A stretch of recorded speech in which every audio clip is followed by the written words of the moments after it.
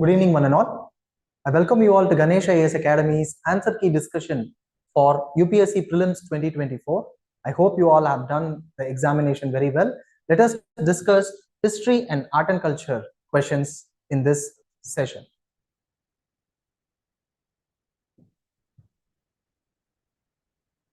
This is the 40th question from Series D. Okay, booklet Series D. So the 40th question is, which one of the following was the latest inclusion in the intangible cultural heritage list of UNESCO? Okay, so if you see the options, actually all of them are included in the intangible cultural heritage list of UNESCO, but the question is very clear, latest inclusion. Okay, so the latest inclusion is actually Garba dance of Gujarat. So this is from UNESCO's website.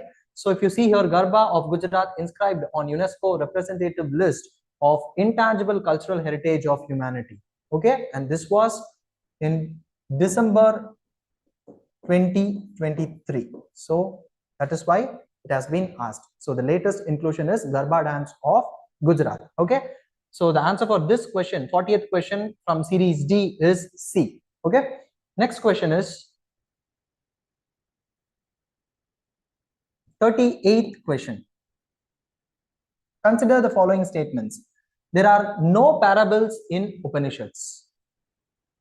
Second statement is Upanishads were composed earlier than Puranas. So here we need to understand what parables are. Parables are nothing but short stories. Okay, especially moral stories, philosophical stories. They are called as parables. Okay, actually Upanishads are full of short stories. Okay, so the first statement is actually wrong. So see this statement. Through allegories, parables, dialogues, the Upanishadic stories invite us to explore the fundamental questions about life, the purpose of the existence, and the nature of ultimate reality. This is what has been discussed, is being discussed in Upanishads. Okay, it is there in Upanishad. So they also contain parables. That is what is the understanding that we need to have here. So the first statement is wrong.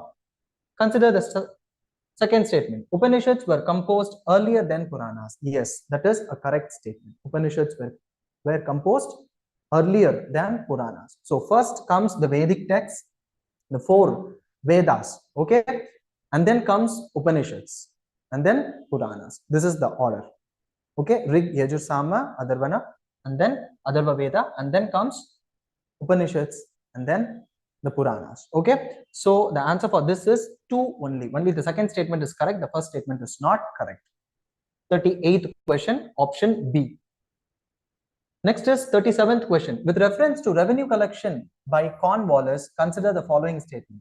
See the first statement. Under Rayatwari system of revenue collection, the peasants were exempted from revenue payment in case of bad harvest or natural calamities.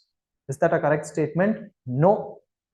Under Rayatwari system, cultivators weren't accepted from taxes even in the event of crop failure. Okay, so this is not a correct statement.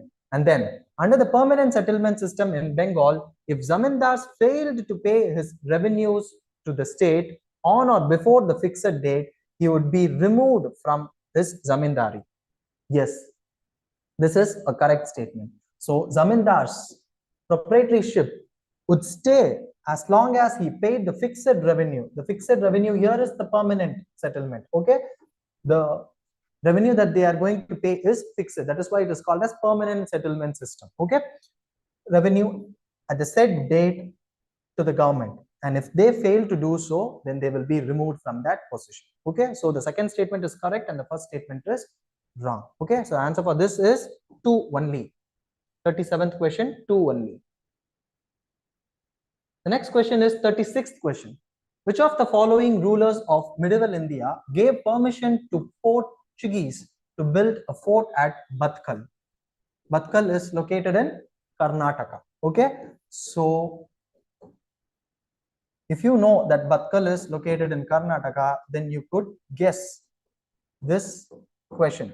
So the options are Krishnadevaraya, Narasimha Saluva, Muhammad Shah III, and then Yusuf Adil Shah. The answer is Krishnadevaraya. Okay, so in 1510, Portuguese governor, he solicited Krishnadevaraya's permission to build a fort at Batkal.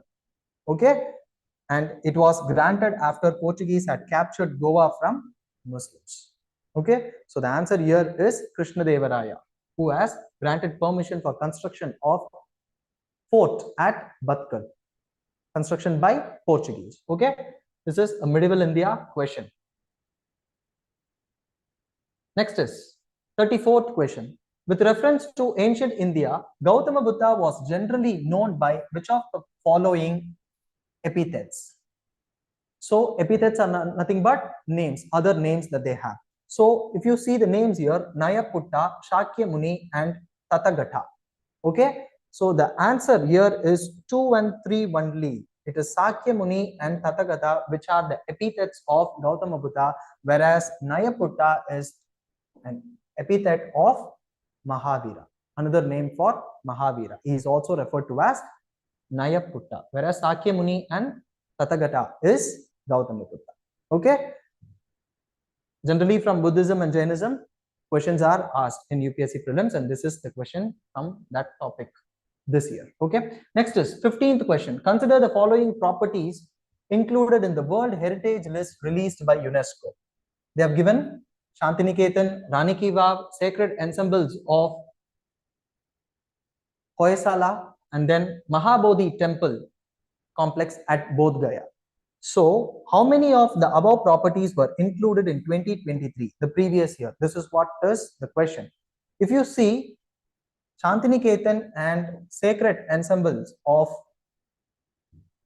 Hoysala, they have been included in World Heritage List in 2023, whereas Rani Ki Vav was included in 2014 itself, and Mahabodhi temple complex at Bodh Gaya was included in 2002 itself.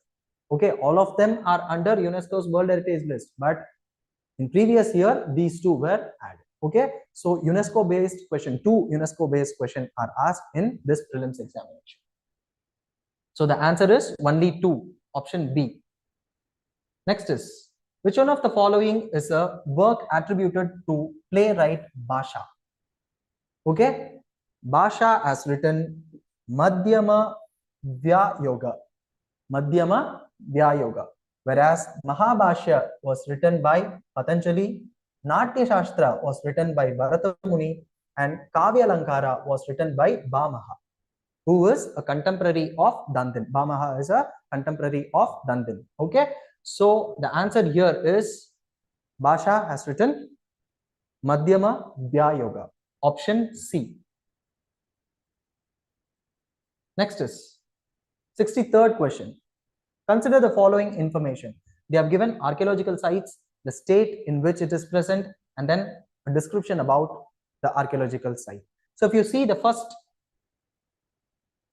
information, that is Chandra Ketu Ghar. Chandra Ketu Ghar. Chandra Ketu Ghar is not located in Odisha, but it is in West Bengal. And then it is a trading port. So this is correct. Description is correct, but then the state is West Bengal. So first is wrong. Next is Inamgaon. Inamgaon is located in Maharashtra. Yes, correct. And it is a Chalcolithic site. It is a post-Harappan site. Chalcolithic site. Yes, that is a correct statement. So second statement is correct. Next is Mangadu in Kerala. There is yet another Mangadu which is near Chennai, some 20 kilometers from Chennai. So there are chances that we get confused to Chennai's Mangadu. No, there is yet another Mangadu in Kollam district of Kerala. Okay, so Mangadu, Kerala, and it is a megalithic site. Yes, it is the correct information. And then comes Salihundam. Salihundam is located in Andhra Pradesh, but it does not have rock cut cave shrine, but it has a Buddhist monument.